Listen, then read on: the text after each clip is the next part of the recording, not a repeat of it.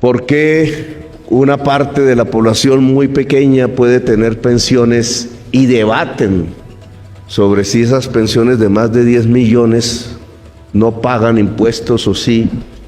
Pero la inmensa mayoría de los viejos y las viejas de Colombia no tienen ni el sueño de tener una pensión. No la tienen 3 millones de adultos mayores, de sabias. ¿Por qué tanto problema para que en la Constitución del 91 aparezca la palabra campesino y sus derechos? Campesina y sus derechos. Sí, una tercera parte de la población colombiana es campesina y todos nosotros y nosotras somos descendientes en algún momento de labriegos, de gente que se arrodillaba o se hincaba ante el surco y bajo el sol. Pero fíjense que no aparece la palabra campesino o campesina. ¿Por qué el tema de la igualdad es tan silenciado en la discusión pública de Colombia? En el país quizás más desigual socialmente de América Latina, y no es más, sino porque las relaciones de poder de esta sociedad se han construido así.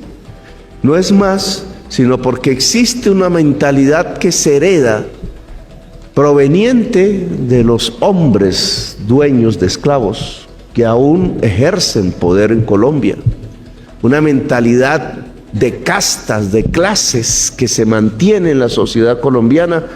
Le hemos cambiado la palabra, ahora decimos estrato, pero es lo mismo. Nos dividimos en castas y aprovechamos la palabra estrato para encarcelarnos en las castas, de las cuales es muy difícil salir de una a la otra. No tenemos nada que envidiarle a las sociedades de castas del mundo de hoy. Y una posibilidad de paz, una posibilidad de futuro, la posibilidad de construir una nación, la posibilidad de prosperar como sociedad, incluso en los términos ortodoxos de la economía, de crecer económicamente, la única posibilidad es construir paz. Europa se planteó la igualdad en el siglo XVIII y no la hizo. Para principios del siglo XX tenía una desigualdad profunda, y aún en medio de esa desigualdad sus élites mandaban millones de hombres a la muerte en los campos de batalla, millones de hombres pobres, obreros.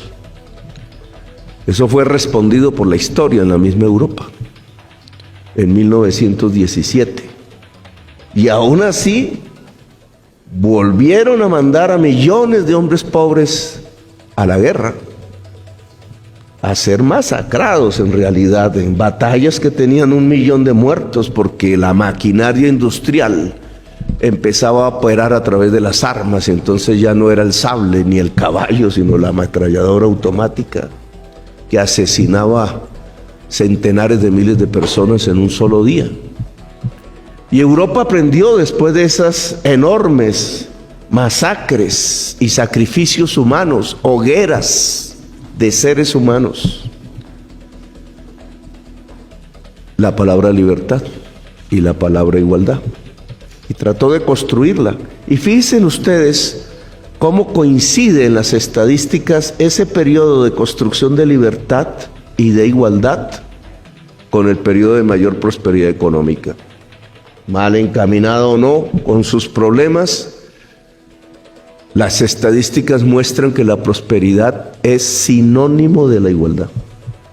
Y fíjense ustedes que al cabo de esos 30 años, cuando Europa vuelve a su desigualdad, según Tomás Piketty, similar a la de principios del siglo XX, otra vez la guerra, otra vez la recesión, otra vez el estancamiento económico que hoy se cierne como una especie de tormenta sobre nosotros.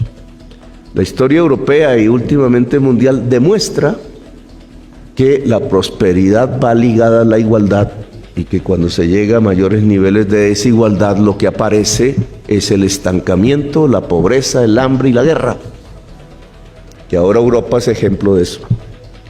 Pues no debe ser el ejemplo de América Latina ni de Colombia.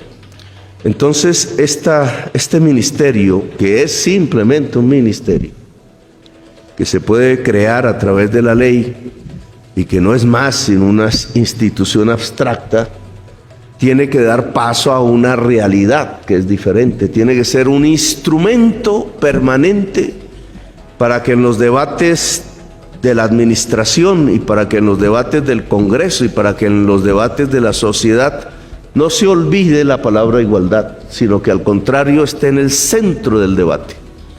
Yo estoy absolutamente convencida de que si damos un paso adelante en el tema de la igualdad en Colombia, estoy absolutamente convencido que si logramos reducir el índice Gini y la población empieza a sentirse en una sociedad que la reconoce, que le da más equidad, que la promociona, que le da poder al excluido como nunca antes había tenido, la opción de la paz se vuelve real.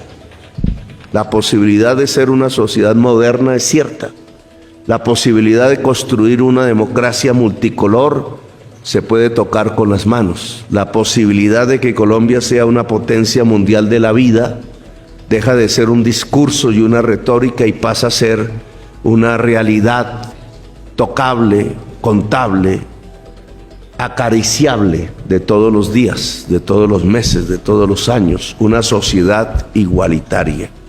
Ese es el objetivo de este proyecto de ley, es apenas un instrumento, pero el propósito a lo largo de toda la administración y a lo largo de todos los proyectos de ley que se van y se han presentado es, antes que nada, la igualdad. Respuesta a la crisis económica, más y más igualdad. Respuesta a la violencia, más y más igualdad.